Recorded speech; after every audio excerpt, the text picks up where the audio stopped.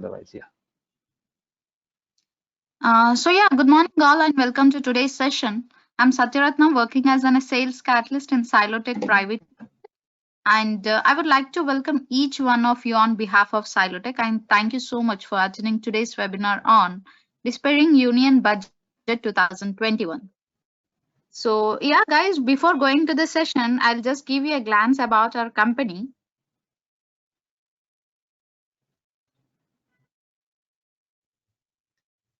Yeah, Silotech is a global IT solution company having presence in India, US, and Kenya.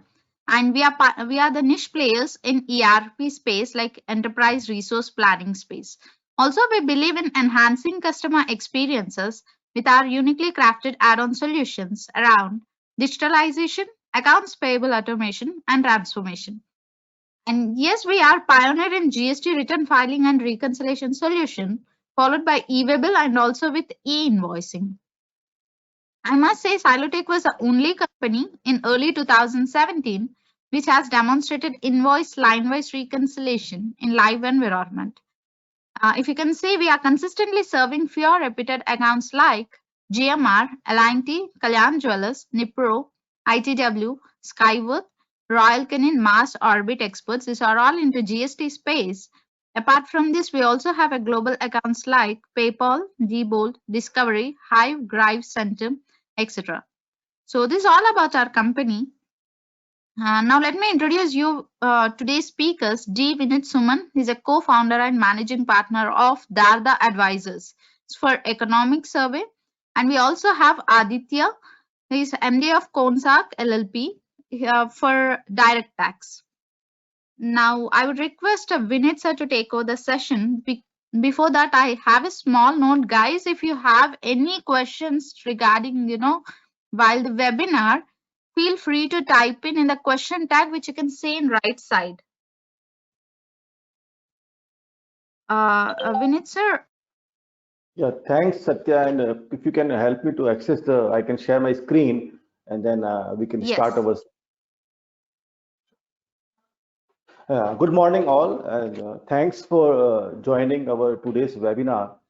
And as I mentioned by Satya, yes, this budget session is to deciphering the budget, which was called a budget in a century. And I also welcome my other colleague Aditya, who will discuss more about the direct tax and corporate tax proposals which government has introduced. Before we start our session, I will just brief you how we will go into complete session for 1.5 hours. We will start with the brief on our economic survey 2021, which started before the budget. What all expectation from the union budget we had, what all people, industry stakeholder had, and how the way the government has taken the steps to do it. The complete budget is on the 6 pillars, and we will discuss how the way on 6 pillars they have announced various avenues and all. And then we will go into detailed analysis of indirect tax proposals. And then my colleague Aditya will take you through all direct tax proposal in detail. And then in case you have any queries, we can take in between, or we can have in the session last. As you see, last year was completely a epidemic year, where we have seen the India and completely global scenario was in the negative way.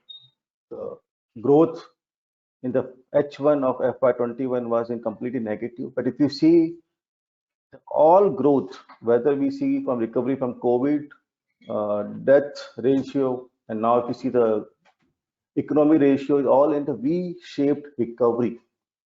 So India has shown a commitment and the growth mostly in the H2, and we are able to see the way we fell down and now again we are going back.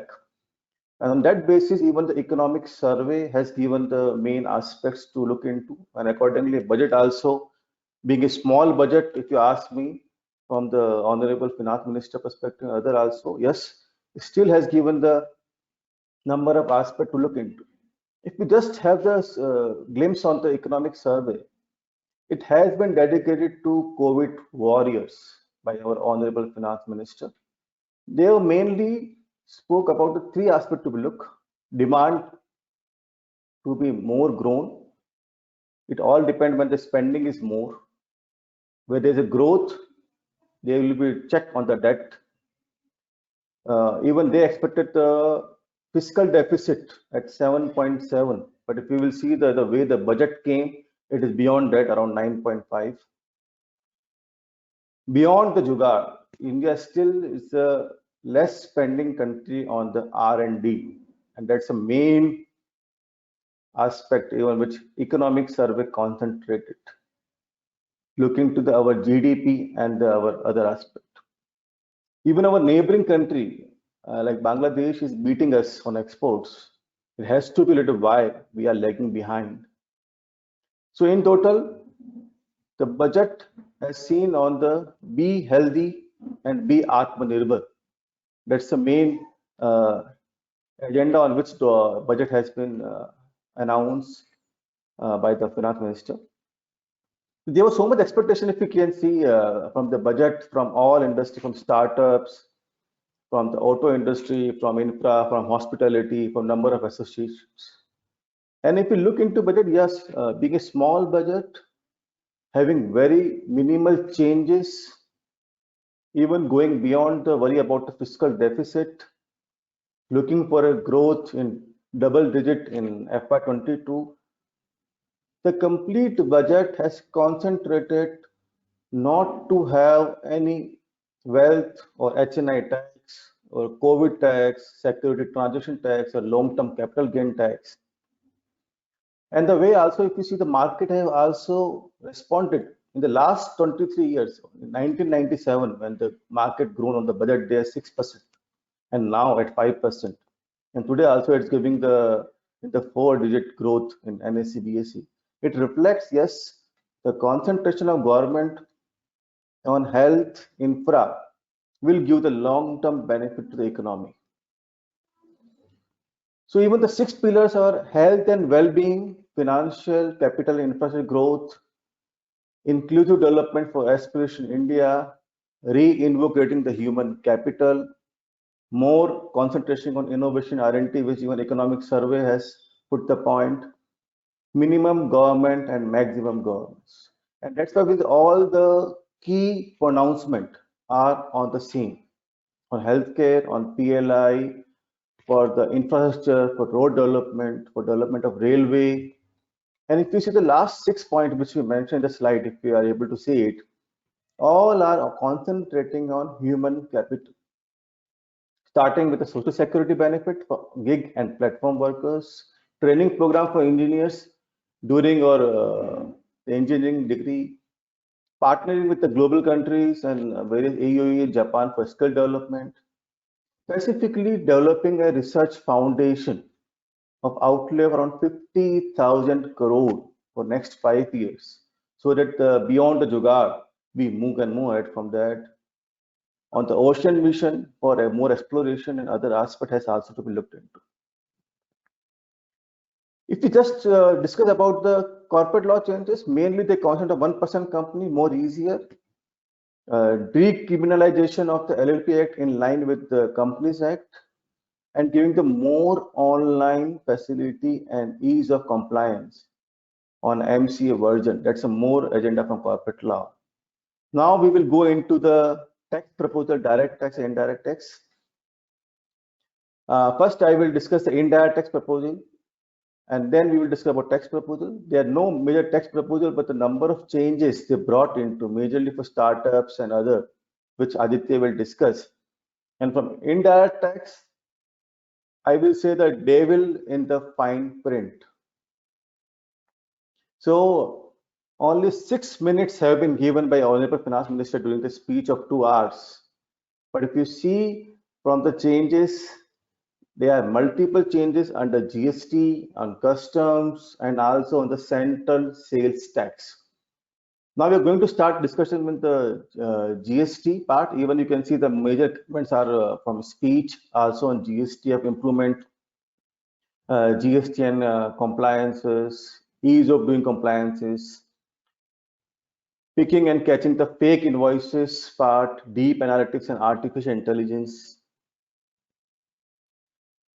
To start with, the big impact going to be on the special economic zone companies.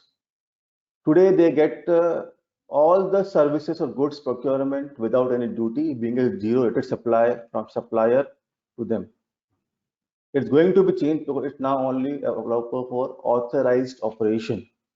So whether a forward charge or a reverse charge services, both going to have an impact, as if they are not part of authorized operation, now SEC developer and units have to pay tax.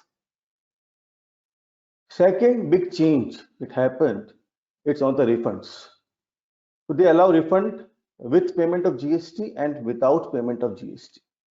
So I will first discuss about the without payment of GST. Now they have put a specific restriction where you are utilizing the input tax credit and claiming the refund. And if export realization is not happening for goods within the FEMA guidelines, then whatever refund you claim has to be paid back with interest.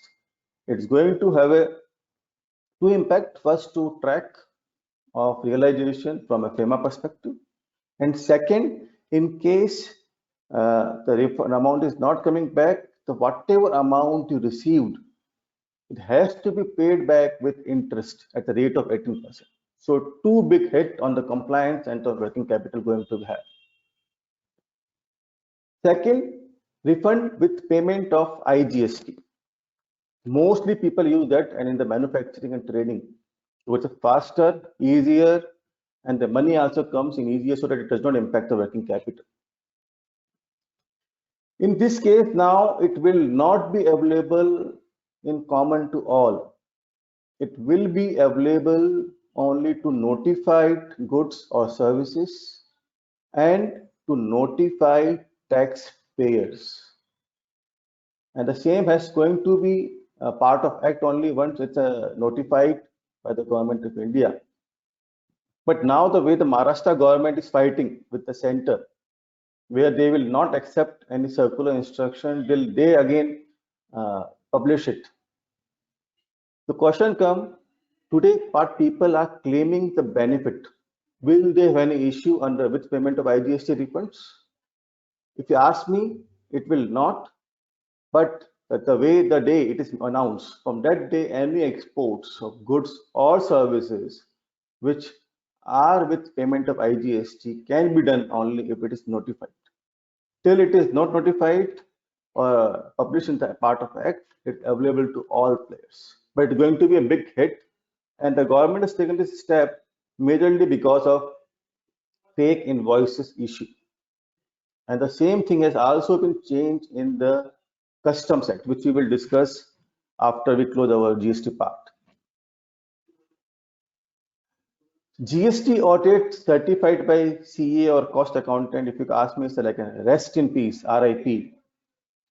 Government has removed this requirement per se from the Act. But please note, only certification part is removed. If you ask me about the reconciliation statement, they have still to be submitted from financial to returns as a self-certified copy. Whether it will be part of 9C or 9, yet to be looked into, because once the Act is amended, then only the rules will going to be changed, and then we need to look whether the same will be part of 9 or also part of 9C. Because we have seen that in 17, 18, 18, 19, also 1920, people were struggling about that. But we need to also look into it how the way the government looks. Because still the obligation and self-assessment is a responsibility of taxpayers. Independent of certification, still the audit, scrutiny, investigation are being done. So now, even you are doing a self-certified record statement, it only helps you in easing of the certification, but still make pressure on the beyond numbers, also on the audit part of your internal records and part.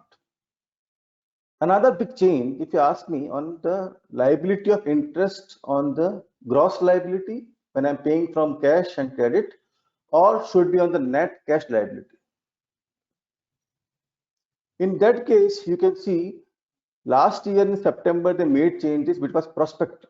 And then they again issued the press note, circular. All were worried because objective is to make a retrospective amendment from 1st July 2017 so that I will pay the interest for delayed payment of delayed filing of return only on the 100 minus 20, for example. 80 if I make credit, I will pay interest only on 20, not on 100. So please note, it does not include any fraud or any non-fraud part on the 73 and 74 sections. Now again, one more additional compliance. If you want to claim credit under section 16 of CGST Act, you need to have additional condition where we need to ensure your vendor has filed the GSTR1. He communicate to you. Then only with other condition you are eligible to avail credit. Now one question came on this point. What about Rule 36.4, where I have the restriction of 5%?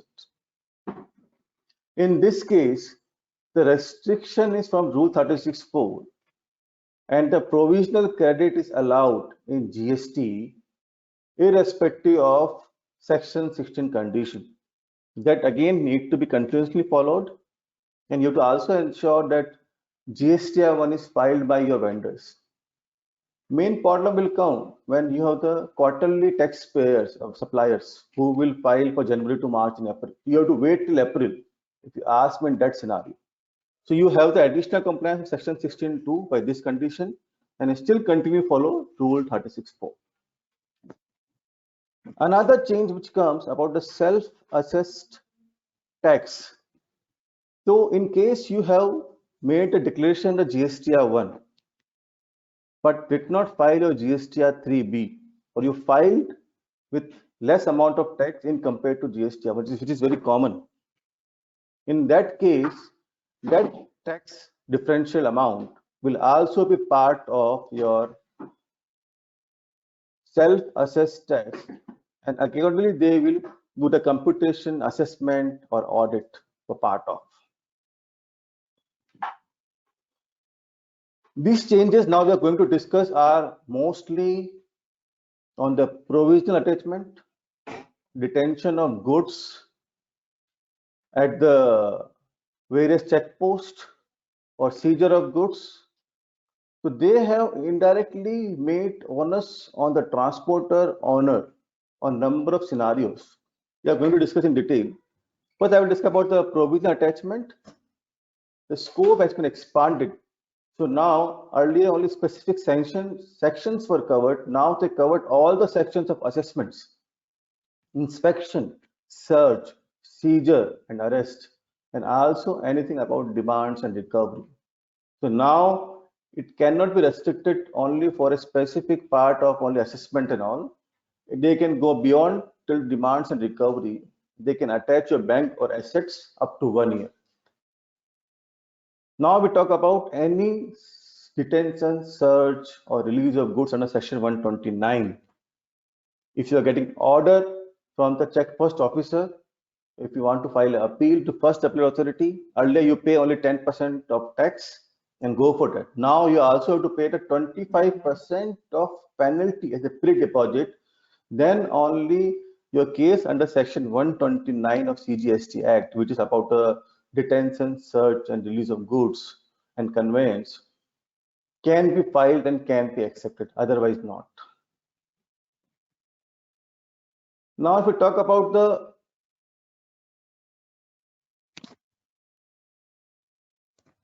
amount to be paid for search and seizure, earlier tax plus penalty amount need to be paid, whether accepted by a owner of the goods or a transporter or not. And the various penalties amount was determined, whether taxable goods or exempted goods. Now you no need to pay a tax. You can simply pay a penalty and can release the goods. And also either you can pay the total penalty amount or 1 lakh rupees. That time also by a transporter, the conveyance also can be released. One is goods, second is conveyance. Both can be moved with penalty part, no application of tax because mostly goods move are tax paid.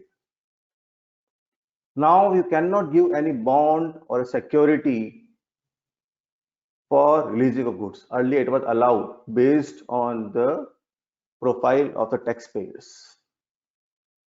Power of proper officer has been increased for sale or dispose of the goods to recover the penalty.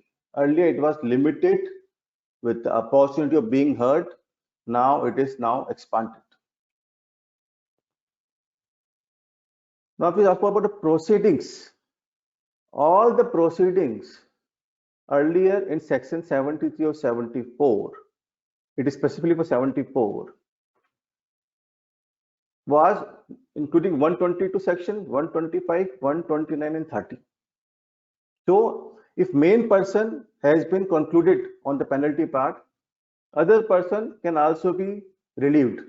But now any transaction of detention, seizure, release of goods or confiscation of goods, conveyance and levy of penalty will not be concluded. So proceedings under 74 and section 129 and 130 will continue independently. It's going to have the more impact. And being the GST tribunal are not there, we can see a number of cases are going to High Court again. The other change which made by them is mainly because of the Calcutta Club Limited case came in 2019 by Supreme Court, where they told members and associations are not different entity. They are connected to each other. There is no dividend, no profit sharing. No one can provide services to each other. The judgment came in the pre-GST era under VAT. But now, to nullify the judgment, government has put the specific shifting from Schedule 2 to the Section 7 definition, so that now it will be the scope of supply. And they also put an explanation. Any judgment, order, copy will not have any impact on taxability. And taxability has to be looked retrospectively from 1st July 2017. Just imagine, this is a retrospective amendment, one on interest on net liability, which is good for the taxpayers, and on this part, to any RWA, any clubs, any committee, any chapters, all will fall under the tax net under this regime. They are already there, but after this, so the people were not paying it. Now they need to pay and change their strategy, or it may go to the court also for litigation. That's all about the GST. Now I will go to discuss a single change under central sales tax, which is a very big change and going to impact number of people, especially in the power generation, transmission, distribution companies and mining companies. Today, even the power is outside the purview of GST, and mining is part of GST. Still, they are privileged to avail the Form C for procurement of high-speed diesel for generation of power or for mining, because they are part of the manufacturing definition. So they used to get the concessional diesel from interstate at 2%. By this change, now the diesel or alcohol can be purchased only by the petroleum products company or an alcoholic product who are into the manufacturing of all these products or for the purpose of resale. So big change, and especially the power companies are struggling due to the COVID, and now only the consumption is getting increased. They're not getting the payment also on time from the government. This change is going to have a major impact on the power and mining sector. Now we're going to discuss about the key proposal to customs. Already the last year, the Turant customs had further expanded with the faceless assessment. The Carota rules came into picture to restrict the FTA benefit only to genuine people.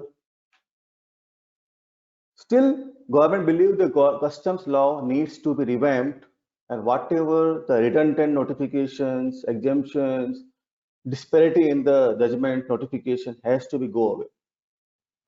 I will start with the first element, which again connected with the GST.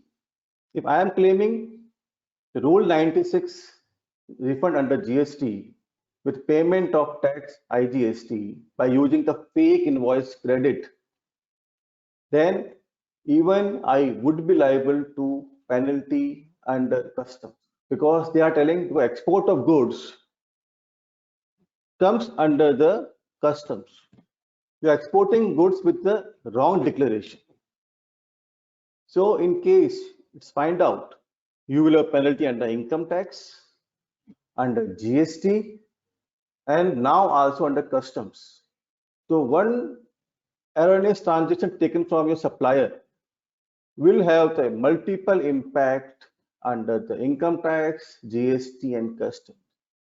Their penalty is only 100%, but here it's 500% of the refund claimed. If you are claiming 100 rupees claimed on the fake invoice, you need to pay 500.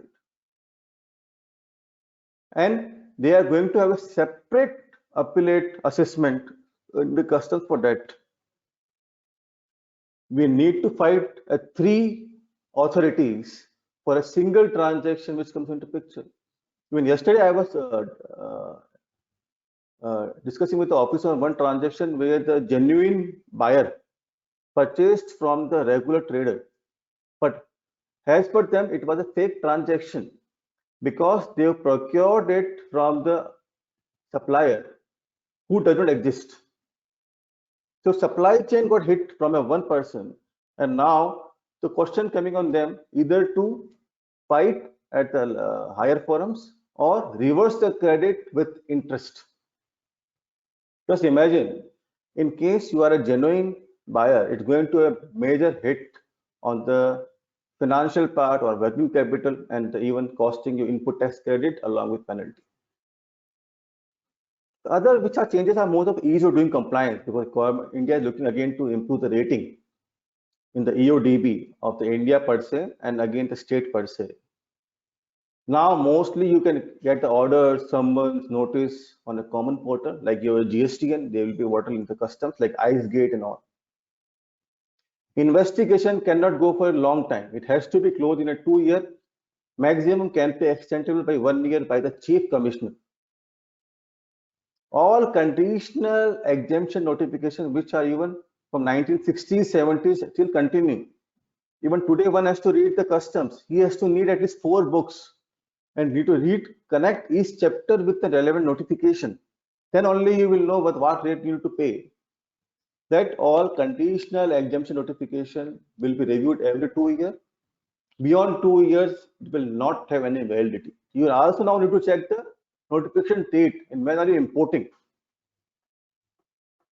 To more have the control with the officer, all inventories, their photographs, and the list can also be evidence against taxpayer or importer exporter under the appeal.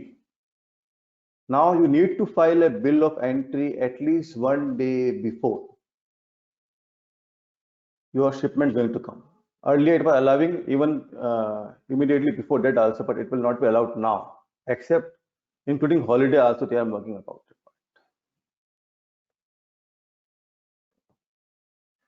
They can confiscate your goods. Again, it's connected with your penalty for the paying IGST through a fake invoice is connected indirectly, because they can confiscate that goods also where they believe the remission or refund of any duty or tax or levy which is not restricted to only customs can be confiscated, and it will again go into the next proceedings. So you can have multiple proceedings even because of one wrong transaction.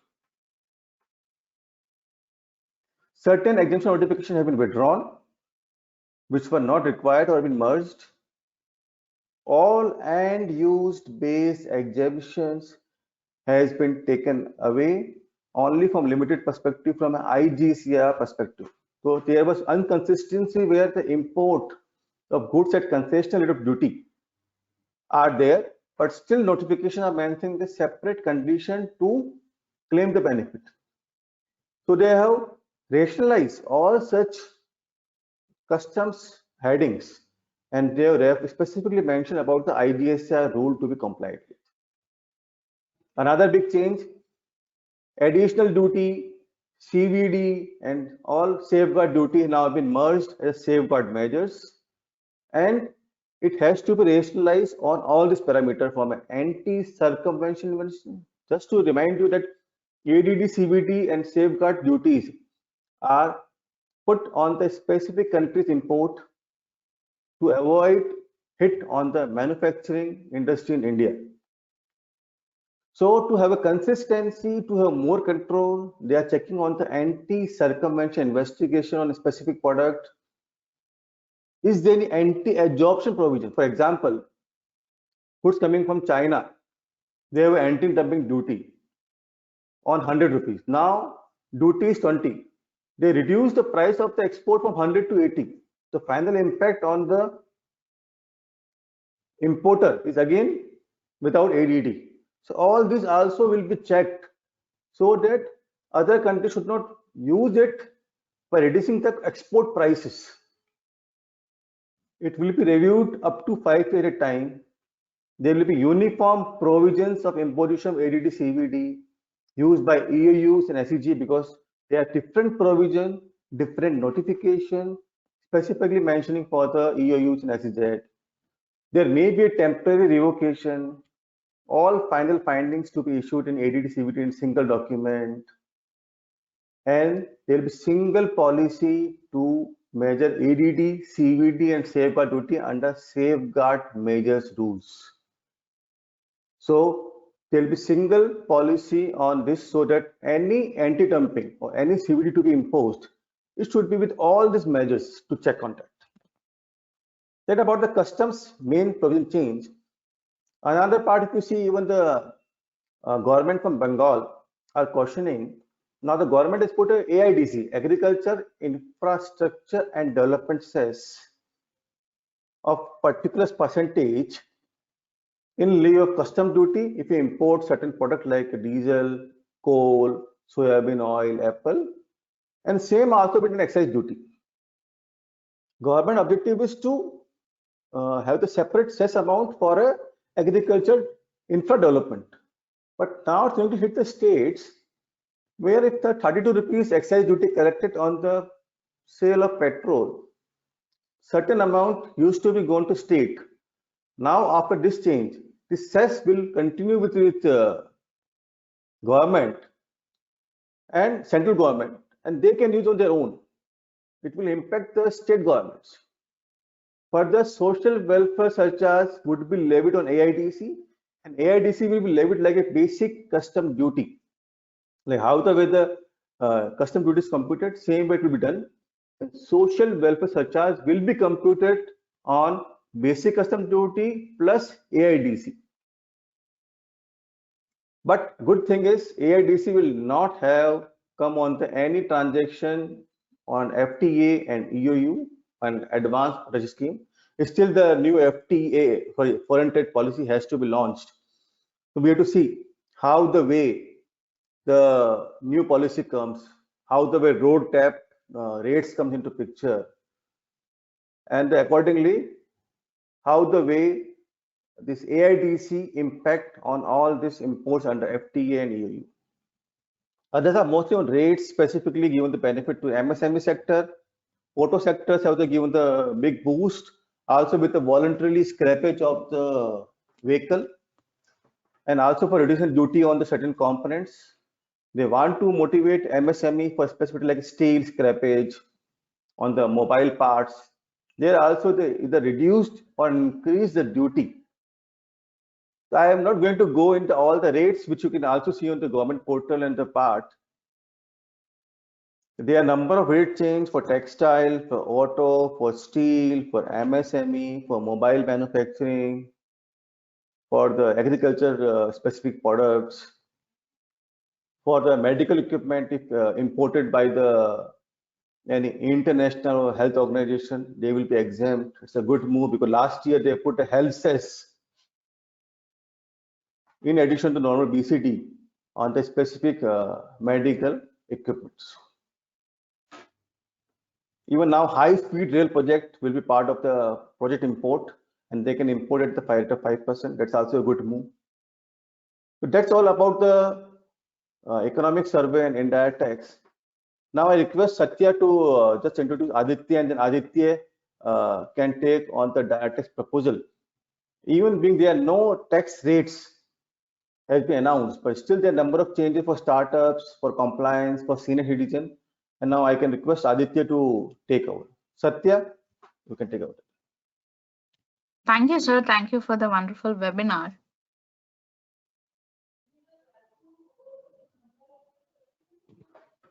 So guys, if you have any questions, as I said, we have a question tag over in the right side. You can ping us.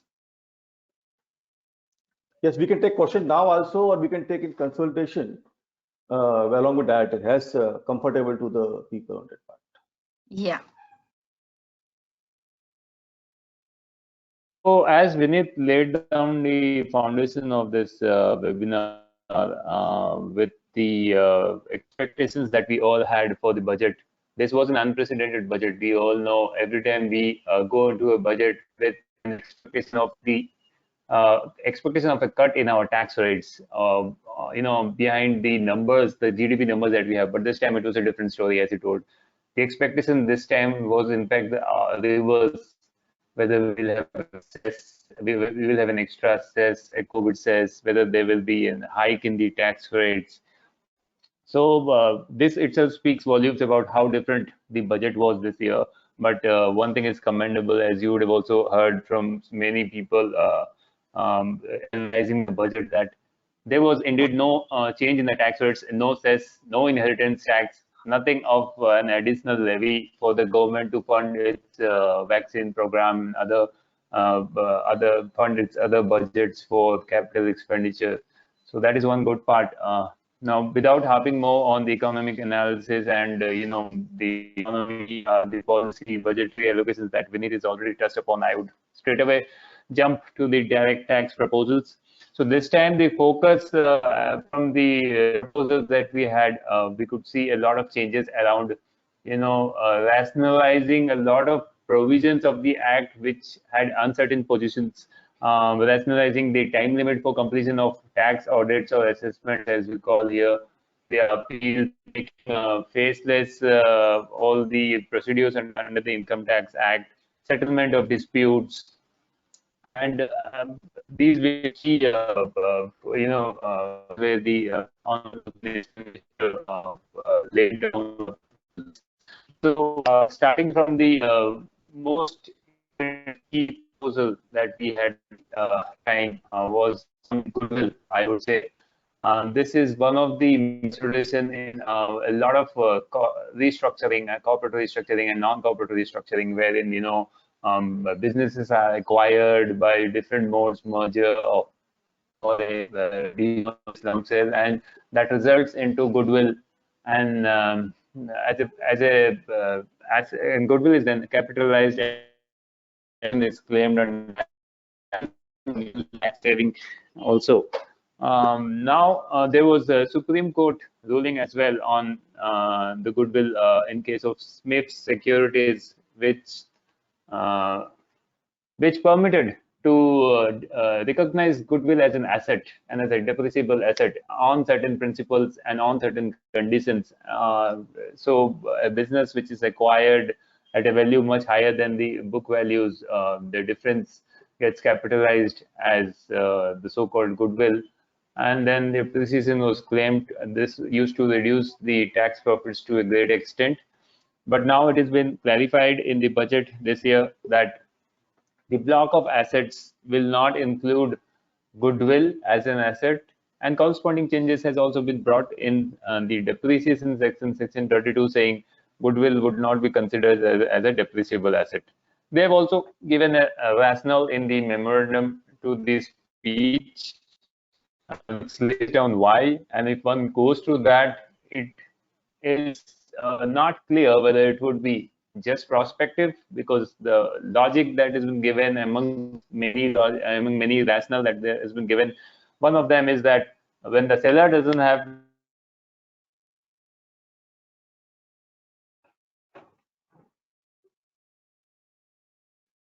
Aditya, we cannot hear you.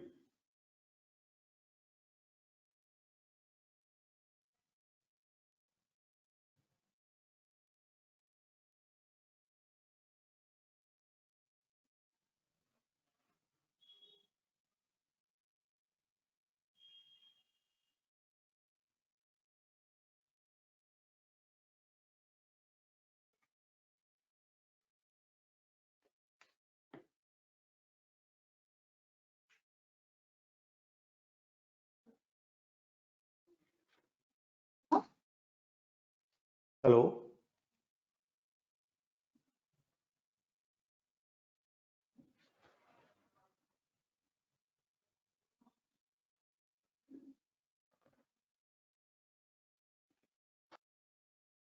Hello, can you hear me now, Minit? Now we can hear you.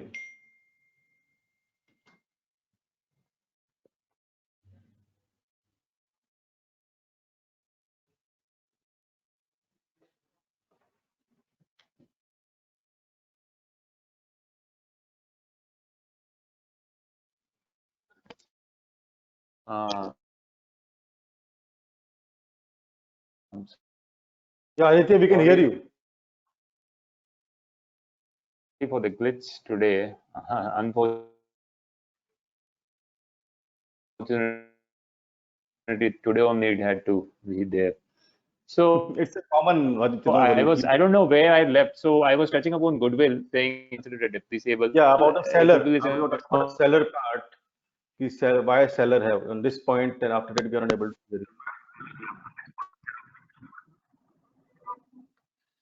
okay. Then the slum cell, Vinit, let me know because I'm hearing my own voice again. Yeah, it's audible. You can do.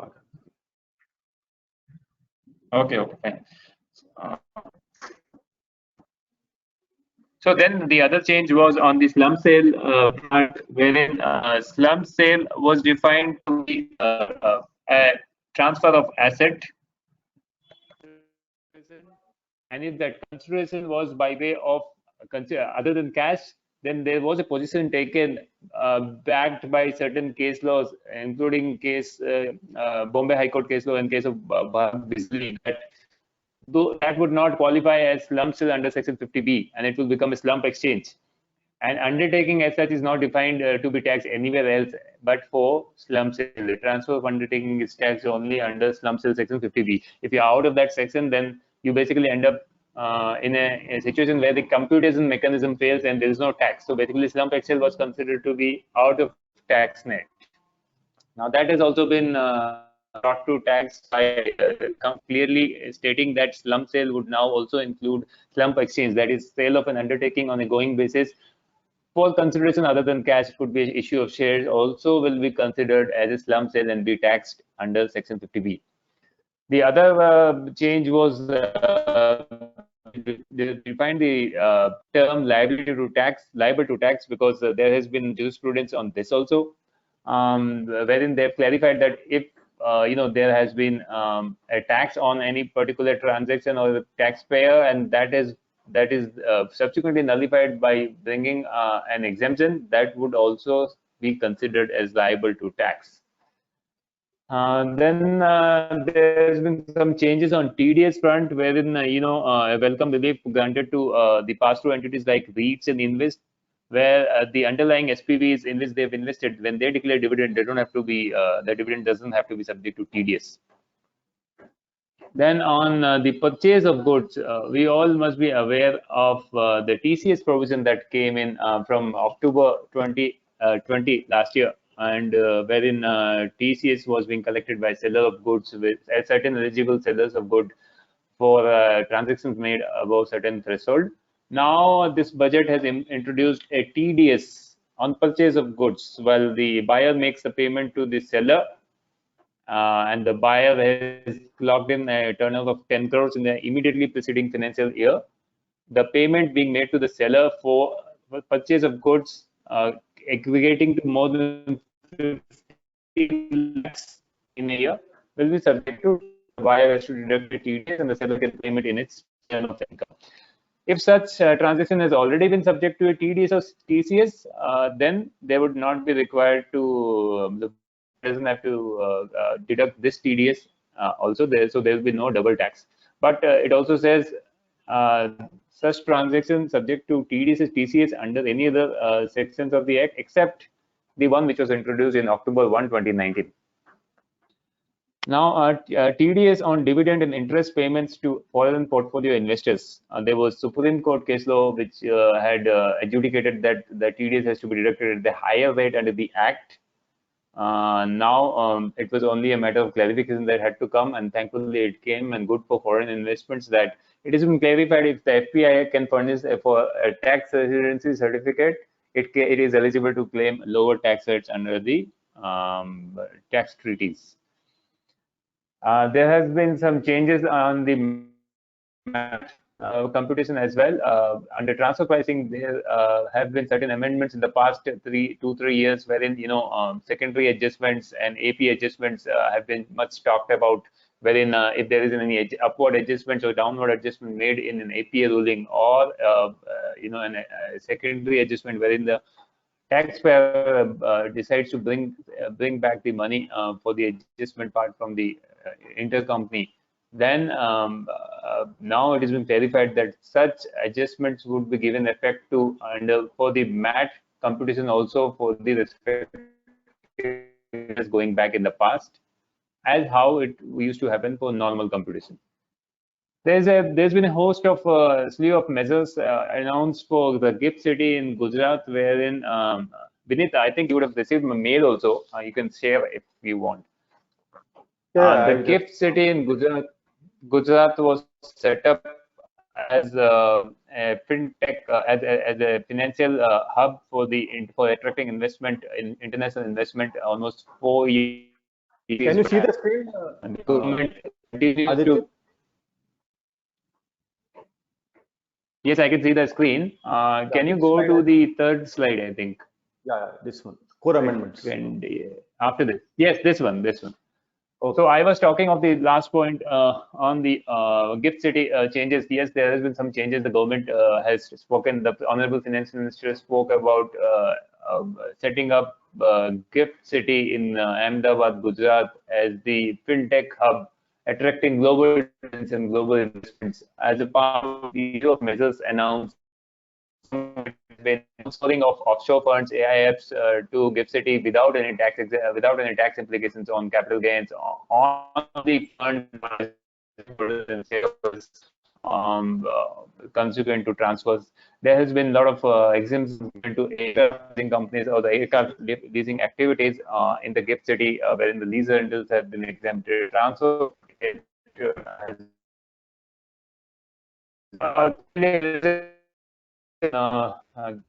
attracting investments in the city, and I think there will be many more changes on GIFT City even in times to come.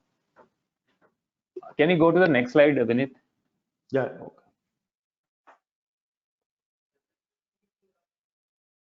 Can you see the screen?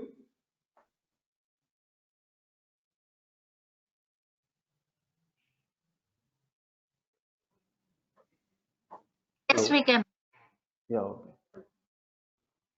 Yes, we can. Yeah. So now I have talked a lot of assessment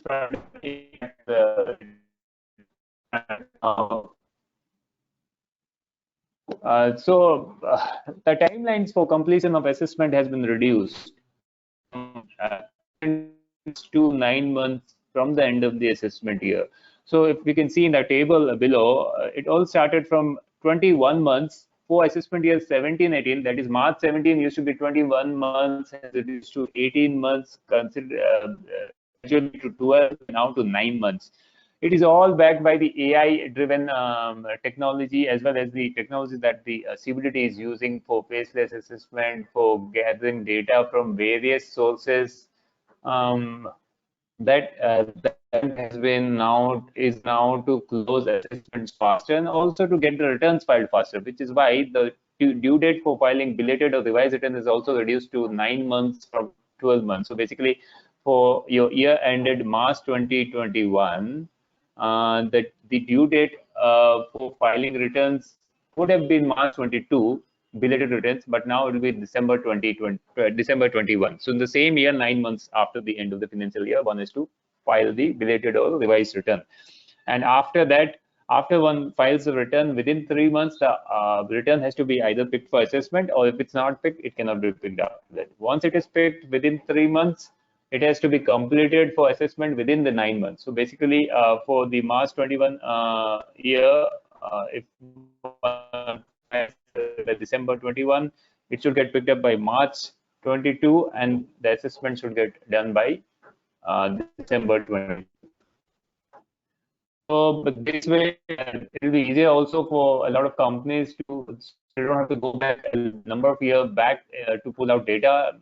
Many times the resources also change. The data is also not saved properly for the past years. This will help resolve issues faster and also enable refund processing sooner.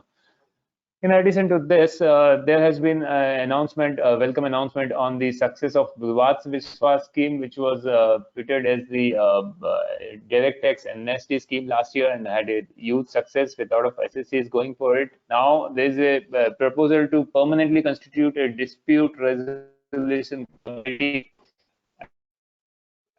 and with cases for small and medium taxpayers with income reported not more than 50 lakhs and with variation or adjustment not more than will be rules which are expected to be notified in procedures for this. See how implemented. Then step in is being taken to reduce time limit for reassessment procedure or reopening proceedings for income escaping assessment. The time period is from 6 to 3 weeks, and only this cases exceeding a value of INR the time period has continues to be 10 years.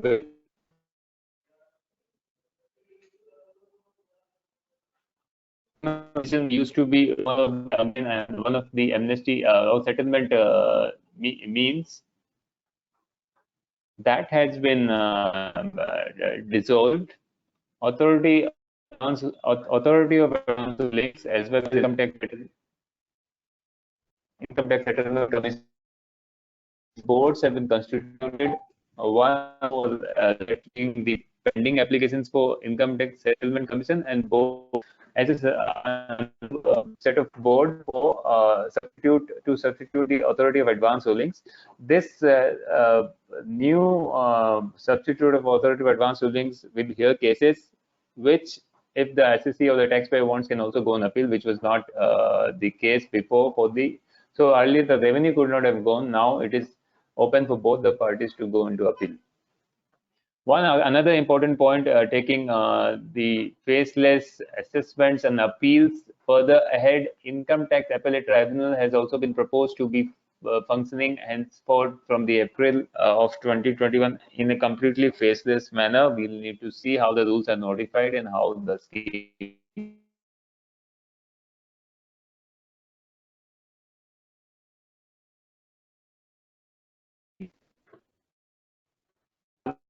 question to the end. Yeah. Aditya, before that, I will just put one point, because on authority for advance ruling is being resolved. The query came even from indirect tax. Is it going to be the replication in indirect tax? But here I will like to add the point here, because indirect tax, especially GST, being a federal structure having the state-based advance ruling authority, and it's going to continue only. We are expecting that national level appellate authority for advance ruling should come into implementation. That will help, but it will be independent of what's going to happen in income tax. Yeah, over to you, Aditya. Okay. Yes. You're right. I think GST. It will take some time, because the income tax authority of advance rulings have also taken a long time for I see the slides.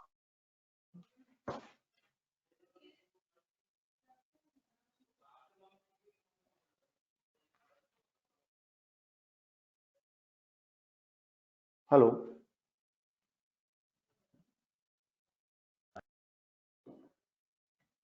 Next slide. When you go to the industry wide, the startup, 2 slides ahead. I am on the MSME and startups. Can you see? Yes. Correct. Right. So on the MSME and startup fronts, there has been a lot of budget revisions and push on the custom duties, as Vineet already told, to promote domestic manufacturing and domestic content generation. Now, on the direct tax proposals, they have extended the tax holidays for the recognized start by 1 more year for startups which get incorporated by March 31, 2022. This holiday will for them, it's a holiday for startup which is recognized less than 100 crores of turnover for a period of 3 years. In the first 10 years, 3 consecutive years, they can claim 100% tax holiday. Now, again, the other benefit which was granted earlier was the capital gains exemption on investment of sale proceeds from sale of a long-term asset, being a plot of land or residential house property. The sale proceeds from such sale, if invested in the equity of a startup, was considered to be an exempt.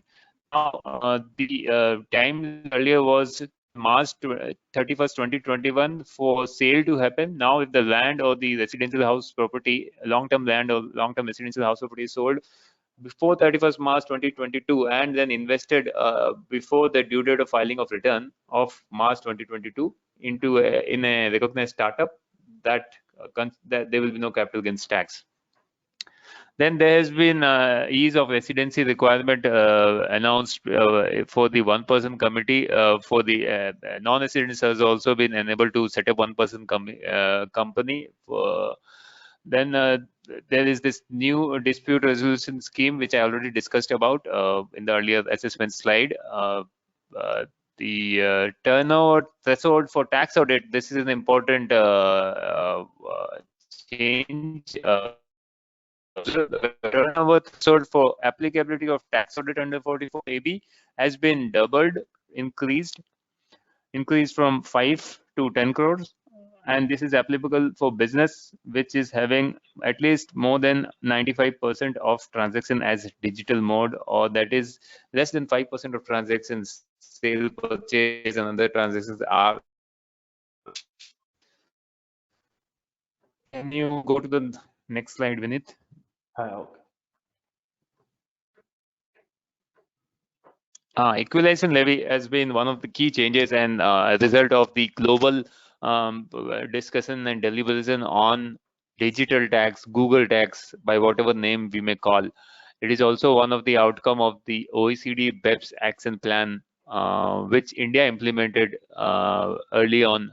And it was earlier implemented on online advertisement, web advertisement, at the rate of 6%. Then another addition was made to this equalization levy on e-commerce transactions, which being online sale of goods and services. The budget clarified that such services or goods which has any of the 5 ingredients given, which is acceptance of all, placing the purchase order, acceptance of purchase order, or payment of consideration, or supplier of services, partly wholly, any of these happening online or to digital mode would be considered to be a case fit for equalization levy. Then another amendment, clarificatory and a welcome relief, has been on such transactions which are already taxed as fee for technical services or royalty. Those transactions would not again be considered to be taxed for equalization levy, because equalization levy, there was a confusion that the same transaction would be subject to both earlier, or the one used to take people used to take a stand that equalization levy being lower in rate, they used to incline towards levy of equalization levy and not fee for technical services or royalty. But the first right of taxation will be to determine based on whether it's a royalty or fee for technical services. If it is so, then equalization levy will not apply. There's already a provision on significant economic presence, which is again an outcome of the BEPS, OECD BEPS initiative, which is nothing but like a virtual permanent establishment. Earlier, we always had a concept of permanent establishment of a foreign entity in India as a fixed place in India, or something to do with some tangible presence. But a couple of years back, the significant economic presence was brought in to tax such businesses which, though did not have a presence in India, but used to digitally source most of its or majority of its sales or income from India. It could be a digital sale of software through a portal which is hosted out of India, but for whom the more major revenue source or certain significant revenue source is in India. They used to get tax-free earlier because there was no presence in India, but now those transactions have also were also brought to tax earlier in the earlier budgets. Now it will be key to see how this significant economic presence and the equalization levy will interplay with each other. We'll have to see. These are initial phases, and there will be teething issues. We'll have to see how this is rolled out and how the tax administration takes cognizance of both these provisions. Vinit, next slide, last slide, which is.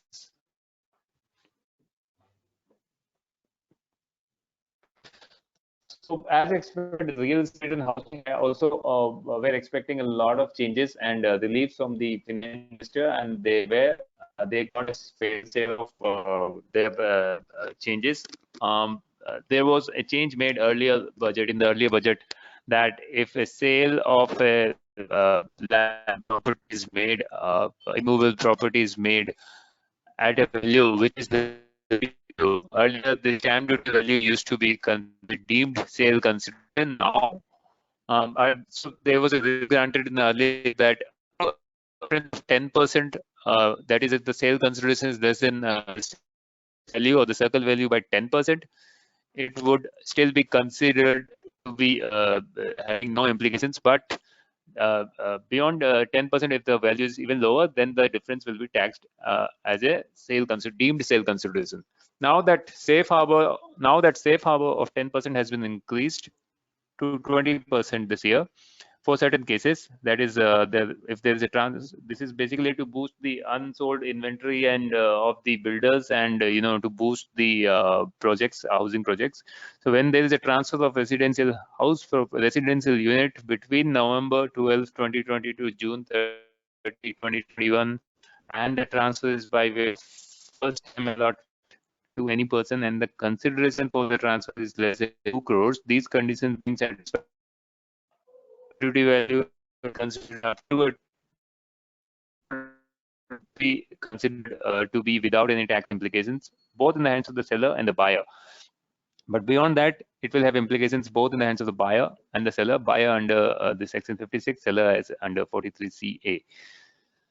After this, tax holiday for the developer of affordable housing projects with certain limit on the area of each unit and value of each unit, which is defined as an affordable housing project, has been extended. The tax holiday for the developer was supposed to be elapsed in 31st March 2021. That has been extended by one more year to 31st March 2022. A developer, if he gets a recognition or license from the respective authority by that time to construct affordable housing project, he will be considered for the tax holiday. Now, even for this benefit has now been extended even for rental housing projects, where if the developer builds a house for migrant workers or displaced workforce and provides them as a rental housing project, that also is notified to be, that also has been to be under the tax net. We'll have to see how the rules and the further details, how this will be implemented. Then there was a deduction allowed for interest on borrowings taken for purchase of affordable house property, the one that I was talking now. That deduction was allowed for loans sanctioned till 31st March 2021. After considering the COVID and the other lull in the economy, this time period for sanction of loan has been extended by one more year. So loans which are sanctioned till March 2022 for affordable housing residential house property will be considered for additional deduction of up to 1,50,000 as interest against the house property income. With this, I conclude my presentation and open the floor for questions. And yeah.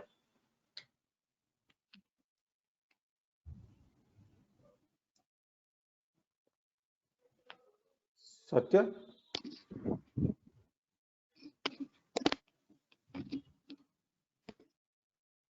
Thank you, sir. Guys, if you have any questions, you can ping on.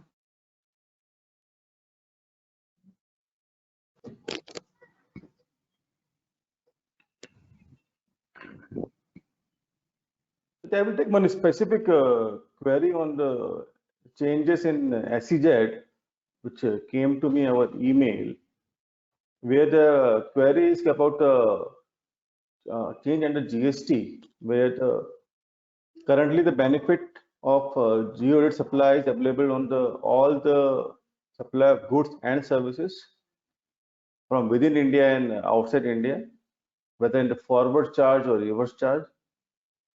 Now, when they're restricting it to the authorized operation, what will happen to the services in relation to employees and for the transactions which is not directly connected with the authorized operation? And also, what about the whether reverse charge will come for services in case they are not for authorized operation? If you ask me, the removal of putting of the authorized operation within the section 16 for SEG, it is itself putting a restriction where you need to segregate what services can be for authorized operation and what cannot be for authorized operation.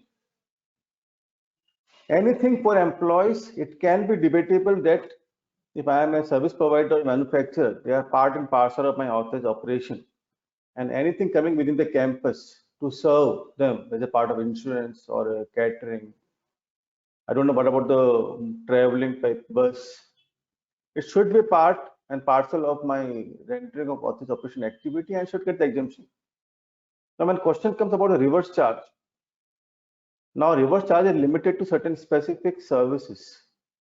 So in that case, if it is proved that it is not for a authorized operation, the liability under reverse charge, which is currently not there, will come into existence. And obviously the question comes then about the refund part. There are certain activities which are not eligible for credit. Then even the refund will not be allowed because credit per se is not available for them. And being now even the refund of Rule 96 of CGST rule is going to be restricted to the notified taxpayer, notified goods and services. Again, it has to played with restriction, and now maybe the SEZ companies need to explore to claim refunds because mostly they are engaged into the export of goods or services or both. Aditya, any view from your side on this point?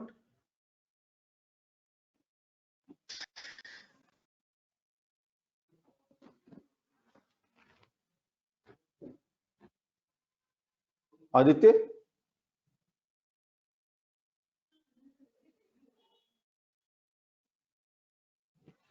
So meanwhile, I will take one more query. Which,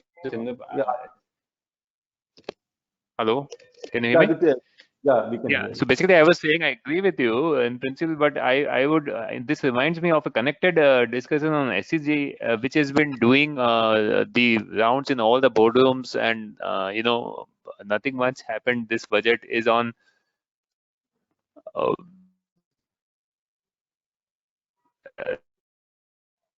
exports, India's exports services.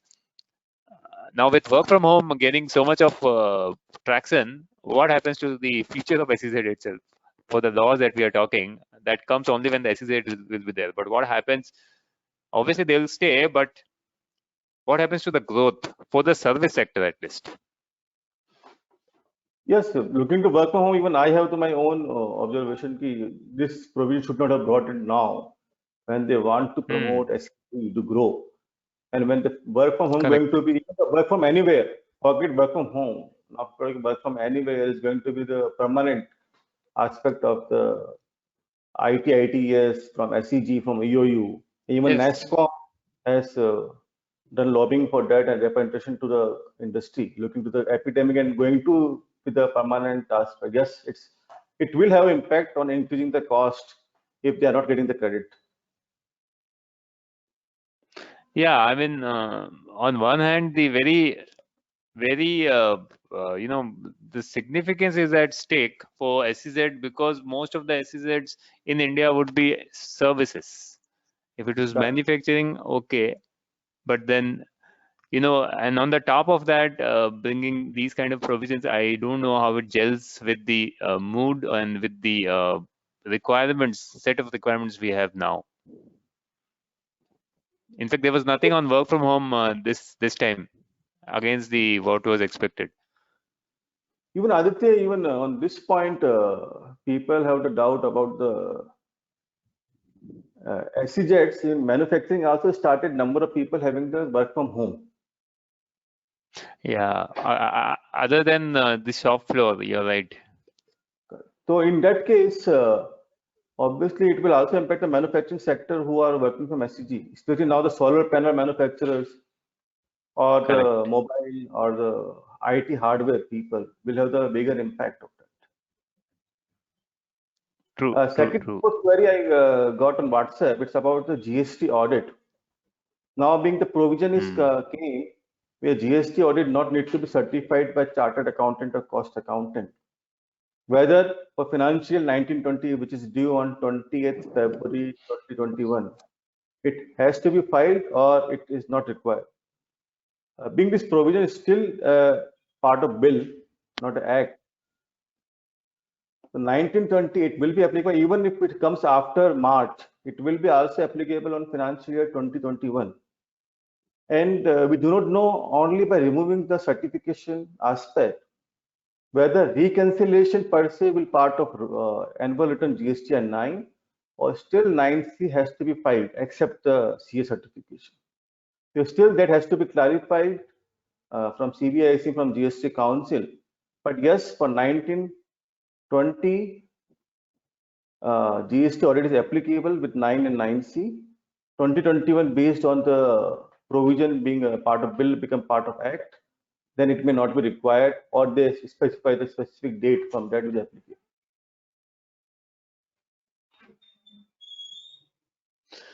And yeah, talking of trivias, one particular confusion that I remember of on the direct tax is on the TDS provisions brought on purchase of goods. So TDS on purchase of goods at the rate of 0.1% with certain thresholds. Now it says it will not be applicable for those purchase of goods which is already those transactions or those purchase of goods which is already been subject to TDS or TCS under any other provisions, except it says except the TCS under 206 C1H, which was the TCS implemented last year October. Now the confusion is I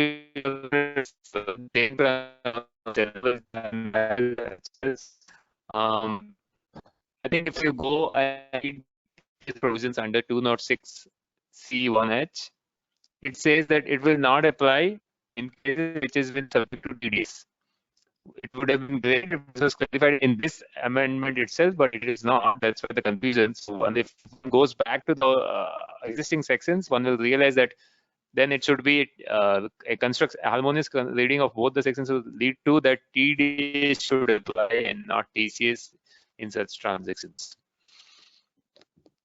Aditya, what about this tax audit report not required when 95% transactions are in online?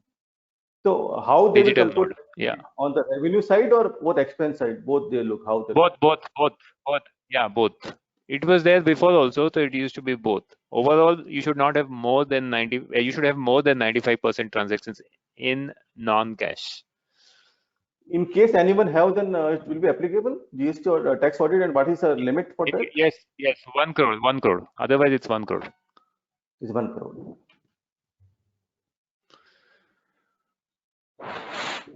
Any other questions, Satya, you have?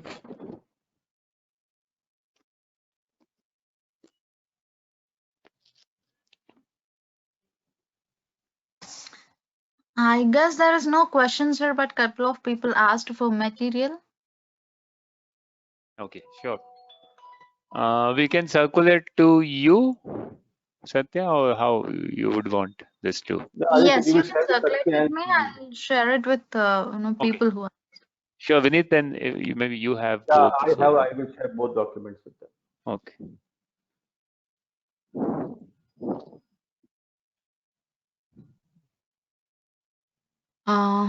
So yeah, I think if Yeah, so Thank you, then, sir, for the wonderful webinar. yeah, And thanks. yeah, we are glad that both the speakers shared very valuable info about union budget and also into GST part taxation. Thank you, guys. Thank you, everyone, for participating in this webinar. I'll be sharing a recording version of this webinar, by end of the day via emails. Yeah. Have a Thank good day. you all. Yeah. Thank Thank you. you, Sujay. Thank you Thanks so all much. of you.